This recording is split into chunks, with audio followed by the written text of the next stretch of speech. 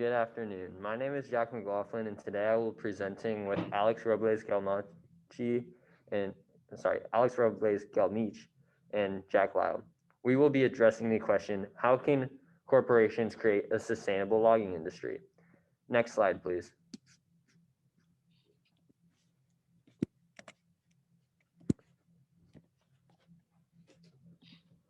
According to Yale's environmental department, quote, logging is the process of cutting and processing trees to produce timber and pulp to supply the world's markets for furniture, construction, paper, and other products, end quote. You would think that this would be easy to manage, right? If you said yes to this question, you'd be very wrong. In fact, National Geographic states, quote, forests still cover about 30% of the world's land area, but they are disappearing at an alarming rate. Between 1990 and 2016, the world lost 502,000 square miles of forest, an area larger than South Africa. Since humans started cutting down forests, 46% of trees have been felled. About 17% of the Amazonian rainforest has been destroyed over the past 50 years, and losses have been recently on the rise, end quote. The picture on your right displays what the aftermath of logging looks like. Logging is a pertinent issue in our society, and over the past few years, the issue has gotten worse and worse. The issue with logging, however, is that with the environmental damages that come, there is great economical growth, creating a massive industry. This means that if you take one of these things away, it will drastically affect the other side of the issue. This leads us back to the question, how can corporations create a sustainable logging industry? Next slide, please.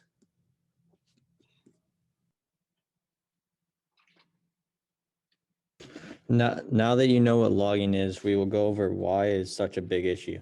The problem with logging is its poor environmental effects. Logging creates many environmental issues, as stated by Christiana Nunez from National Geographic. Quote, in terms of climate change, cutting down trees adds carbon dioxide to the air. 80% of Earth-land animals and plants live in forests, and deforestation threatens species. The loss of clean water and biodiversity from all forests could have many other effects on areas. Although logging creates many environmental problems, it's not a simple fix because it is needed in the industry.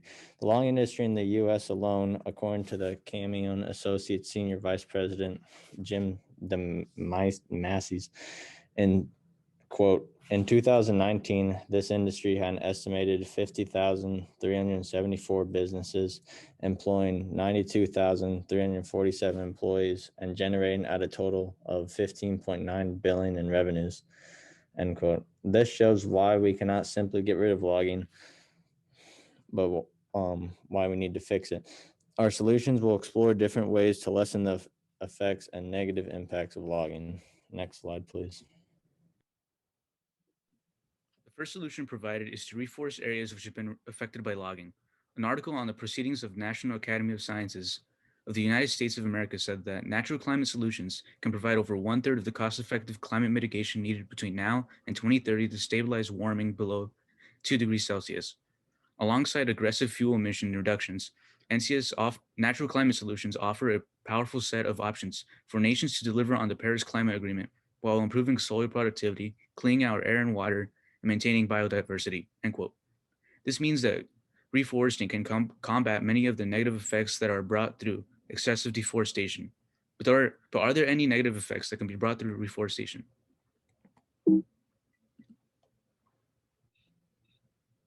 There can be. According to Eric Lambin, a professor in the Earth and Life Institute at the University of Louvain in Belgium, says that if policies to incentivize tree plantations are poorly designed or poorly enforced, there's a high risk of not only wasting public money, but also releasing more carbon and losing biodiversity, end quote. An attempt to reforest areas as if to be done perfectly. If we cannot execute it perfectly, we can face counterintuitive side effects. Instead of decreasing carbon emissions and regenerating our forest health, we can increase emissions and potentially destroy our forests. In this graph, you can see the top tree planting countries. For reference, each hectare is roughly the same size as one soccer field. As you can see, many countries have the ability to plant an enormous amount of trees in a single year. Our second solution is to stop illegal logging and overlogging. And although illegal logging goes against the law, it does not stop it from frequently happening. So the solution is to make legal logging more appealing than illegal logging. The thought is, with added benefits of legally logging and education on illegal logging, will help stop people from overlogging and logging without the right permits and registration, and help them understand why illegal logging is so harmful to the environment. What is illegal logging? Illegal logging is the extraction, transportation, or selling of wood and wood products that do not follow set laws, but it can also be described by the Conserve Energy Future as stated, quote, the excessive extraction of timber beyond the stipulated limits, end quote. And also, according to the same website article on illegal logging, the number one and number two cause of illegal logging is rural poverty and cheaper black market prices. So giving extra benefits and or money to people who can prove that their wood has been legally logged should cancel out much of the incentive to log illegally. According to the EU FLGT facility website, quote, the government of Japan plays an important role in promoting the registration of operators and disclosing good practice by registered operators. Further, the government engages in educational and public awareness activities to promote timber legality. Next slide, please. There are also a few limitations to this solution, however. One being that officials think that illegal logging can actually help the economy by making wood prices go down. Francesco Basello from the University of Milan states that, quote, illegal logging reduces world prices by 7 to 16 cents and US prices by 2 to 4 cents, end quote. So while illegal logging hurts the environment, it may also help the economy. Another limitation is the need of money in this solution. Both giving added benefits and the education program would take money, but both of these can be solved by donating, volunteering, and fundraising. Next slide, please. After analyzing the two solutions, our group has decided that reforesting areas that are affected by logging is the best solution. When the U.S. Forest Service was describing the history of their organization of reforestation, they said, historically, one of the most important challenges and responsibilities of the USDA Forest Service has been to establish forests on lands that are unstocked as a result of natural catastrophes, excessive cutting, fire, insects, or farming practices of the 19th and early 20th centuries. End quote. Oh no. Reforestation programs have been integral to the management of national forest resources since the agency's inception, end quote. This quote shows that reforestation has been proven to work in the past, going as far back to the 19th and early 20th centuries, according to the USDA Forest Service. As for enforcing laws, passing bills is extremely difficult, and Christina Alexander, a legislative attorney, when describing the Lacey Act, a previous law made to protect the environment, says, some find the Lacey Act puzzling. While people charged with violating the act are charged with violating a U.S. law, that prosecution is premised on the violation of another law, sometimes the law of another country. That has led to some claim that the United States is enforcing the laws of another country, end quote. This shows that the laws, when they are passed, are confusing and could potentially have loopholes. Next slide, please. In conclusion, logging is a very complex issue. It has many different aspects of the practice as well as varied beliefs on how to fix it. Logging is a very big issue in our society, and it is wrecking our environment, and it's needed to be controlled. However, solutions need to be beneficial for both the environment and economical portions of the issue. Our group came up with two viable solutions. The first solution stresses the importance of reforesting areas that have previously been forested, while the second solution focuses on the expanding and enforcing of laws and regulation in regards to legal and illegal logging. A combination of this legislation and forestation will be needed to be obtained for companies to be able to sustainably log successfully. All in all, logging is an important issue, and if it becomes sustainable, the environment and economy will both benefit, leaving the world a better place. Next slide, please. Terrific. Thanks, guys. Let's see. I got a few questions for you, and you guys appear on my screen with Alex first, and then Jack Lyle, and then Jack McLaughlin. So that's the order I'll take you in. So first, Alex, this is a question for you.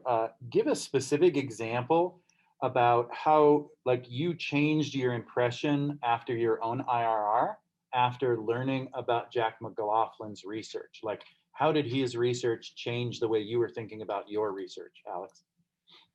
So Jack McLaughlin, he focused on a environmental lens, and after realizing that sort of nature is like this really strong thing, I decided to look into the reforestation solution, and I decided that like instead of like limiting logging, we should just like let nature do its own thing to solve this problem.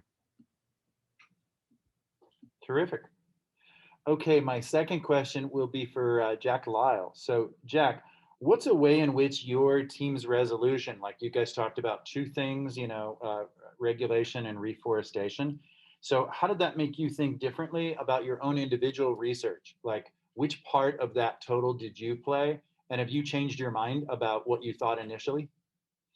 Yeah, I kind of totally changed it because in my IRR, it was like, kind of just how we can change, logging through like different like technologies. Like I had like all this like a different type of like thing to log, like actually harvest the trees. And then like I got Alex did reforestation, which you got from Jax, which was totally different from what I had. And then the solution I brought for the presentation was it was oh my god.